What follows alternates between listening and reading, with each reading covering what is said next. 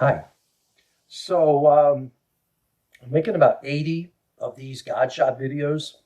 I'm betting that this one may get the least views because the subject I don't think is that popular. So if you made it to the video, well, good for you. Sacrifice. Hmm. Doesn't grab people. They just doesn't attract people. And yet sacrifice is the key to everything.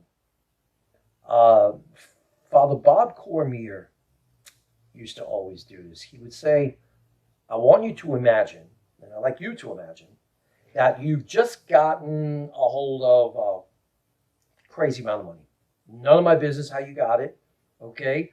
But you have come into some major money, and you cannot walk around with it. You can't even keep it safely in your home. You got to get into a bank.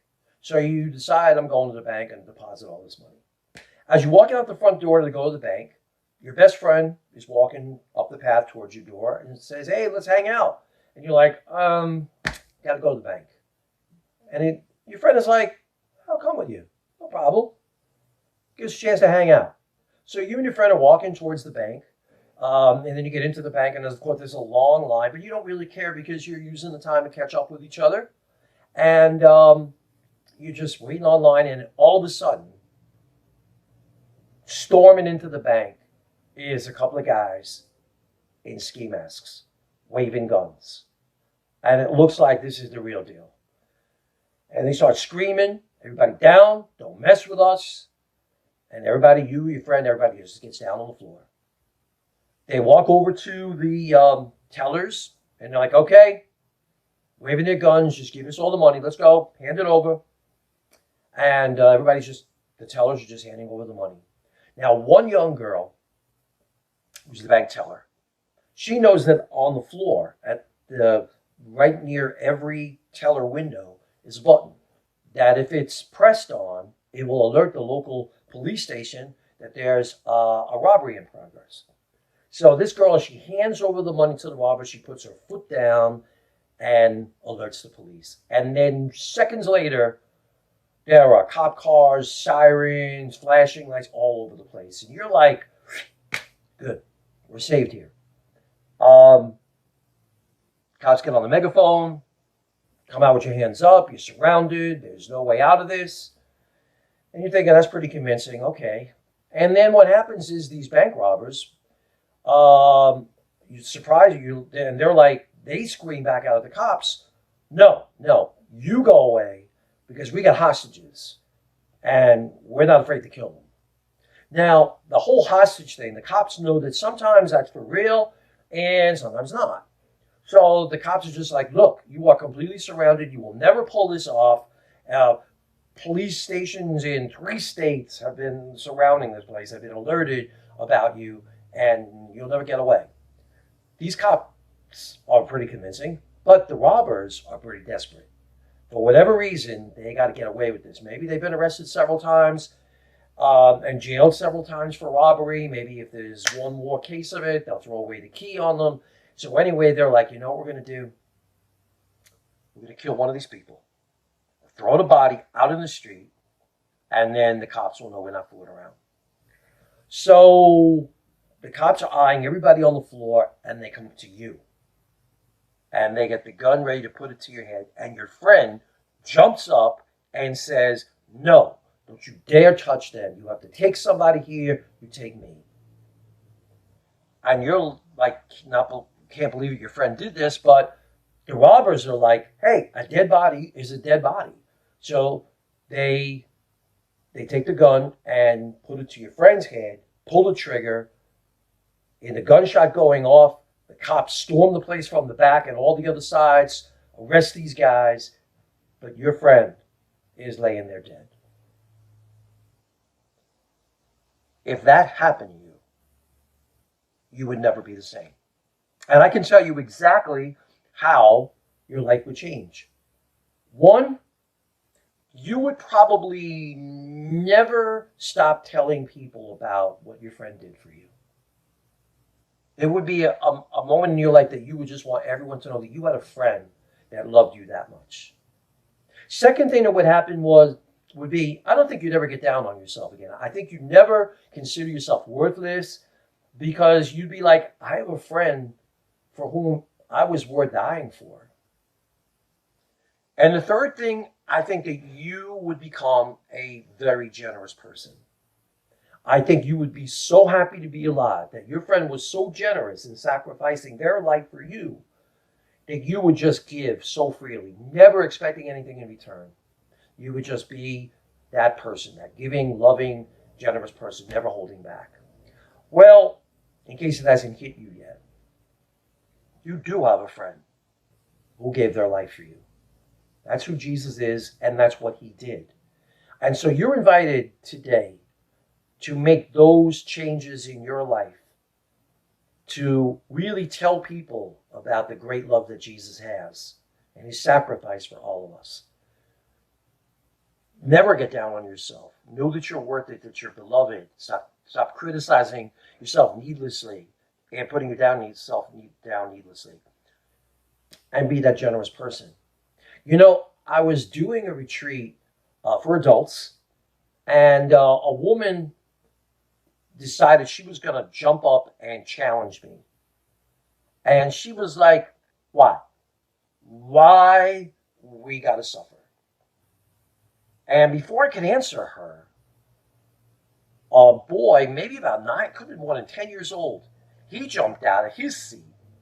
And standing up, he boldly pointed to the huge crucifix over the altar and said, you know what? That's why. Because he loved us so much, he gave his life. He was showing us that suffering is part of life. The kid was right. If the Son of God walked this earth and he didn't get away with not having to suffer, who the heck are you and I to feel like, oh, we should have to suffer? No. Not us. I'm too good for that. God's own Son walking this earth had to go through torture and all kinds of human suffering that you and I go through, not just suffering and death, but all kinds. So if you are going to make a commitment to God, then you are going to be invited through the circumstances that life throws at you to be willing to sacrifice yourself too. Sacrificial love is the only hope that humanity ever has. The symbol of the Catholic faith, the Christian religion, is a cross to remind us if you're going to follow him, okay, then you're willing to suffer as he did. You don't go looking for it, but life being what it is, you have opportunities. When I first made my commitment to Christ, I ended up in situations where I was the friend among the group that had a car. And everybody would always want a ride. And it was annoying because everybody needed a ride, okay? No one ever thought to chip in for gas, although gas was so incredibly cheap then. It's like, I won't even tell you how cheap, because you know how old I am. I don't care. It was 30 cents a gallon. But anyway, still for then, I mean, that was money. And nobody ever bothered to chip in for the gas. Nobody bothered. We go out to eat. Nobody would say, Tony, you're always driving us around. I'll pay for you. We'll pay for you. Nothing. And you know what? After a while, you starts to get stale, starts to get old. And those friends, I realized they were just users. And they'd be replaced with another bunch of people who would just do the same kind of thing. And it was a real challenge to me, because it could have made me a very selfish person. I could have gotten good fed up and just be like, nah, I don't need this. But that's going to be part of it. At the same time, I want to say to you, it's never any good to enable somebody to just be a selfish user. Sometimes you have to pray about it, and the person might need to cut them loose, or at least tell them their behavior's got to change. Okay, because sometimes that's not good either. Okay, so sacrifice is, the law of the universe. Good things only happen if someone is willing and able to sacrifice. And it's the example of Jesus, but it's also the example of your mother.